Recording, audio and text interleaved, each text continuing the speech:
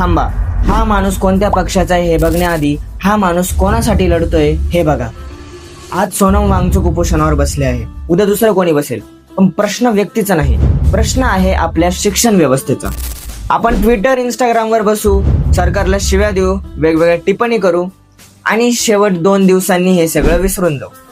पण खरा नागरिक किंवा खरा विद्यार्थी हा फक्त टीका नाही करत तर उपायही सुचवतो.